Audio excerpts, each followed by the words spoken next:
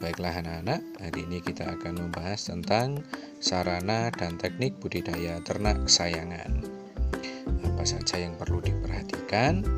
Yaitu sarana yang memadai perlu diperhatikan sebelum melaksanakan usaha budidaya ternak kesayangan.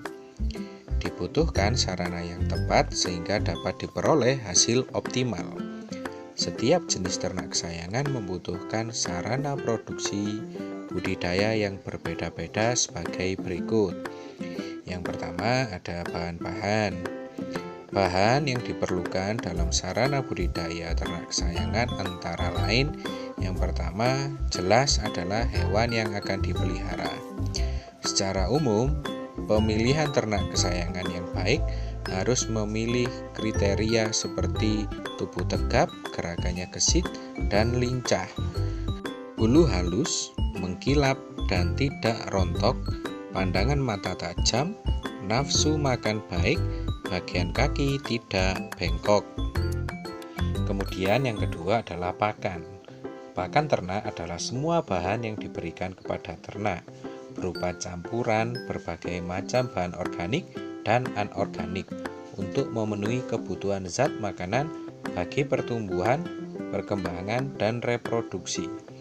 Pakan memegang peran penting dalam budidaya ternak kesayangan. Manajemen pakan yang baik membuat pertumbuhan ternak dapat mencapai hasil sesuai target yang ditentukan. Setiap pakan yang diberikan harus mengandung nutrisi lengkap dengan komposisi seimbang agar pemberian pakan efisien dan sesuai dengan kebutuhan ternak tersebut. Nutrisi yang harus terkandung dalam pakan diantaranya energi, protein, mineral, vitamin, dan air. Pakan yang berkualitas baik atau mengandung cukup gizi akan berpengaruh baik terhadap ternak sehingga ternak tumbuh sehat, cepat gemuk, berkembang dengan baik, jumlah ternak yang mati atau sakit akan berkurang, sementara jumlah anak yang lahir dan hidup sehat dan meningkat. Kemudian selanjutnya adalah obat-obatan. Kegiatan budidaya kadang mengalami kendala. Salah satunya adalah serangan hama dan penyakit yang mengganggu pertumbuhan dan perkembangan budidaya. Obat-obatan dapat diberikan untuk pencegahan maupun penanggulangan hama dan penyakit. Obat yang diberikan bisa jenis alami dan buatan. Obat alami biasanya berasal dari ekstrak. Kemudian kita juga memerlukan air, di mana air mempunyai peranan penting dalam budidaya ternak. Air sangat diperlukan untuk melancarkan makanan dalam saluran pencernaan. Terlebih lagi terkait dengan produksi susu bagi induk yang sedang menyusui. Air harus memenuhi persyaratan tertentu agar ternak dapat tumbuh dengan baik. Pemberian air untuk ternak sebaiknya diberikan ad libitum atau tidak terbatas. Kemudian yang kedua adalah peralatan.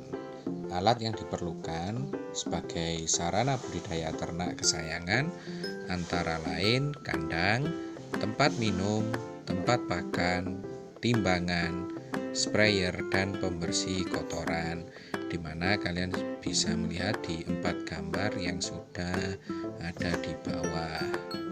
Kemudian tahapan budidaya ternak kesayangan. Tujuan pemeliharaan ternak kesayangan berbeda-beda tergantung pada jenis ternaknya. Teknik yang perlu diperhatikan dalam budidaya yaitu sebagai berikut. Yang pertama, pemeliharaan kandang. Kandang yang bersih dan nyaman sangat penting dalam budidaya ternak kesayangan. Kandang harus rutin dibersihkan untuk menjaga kelembapan minimal seminggu sekali.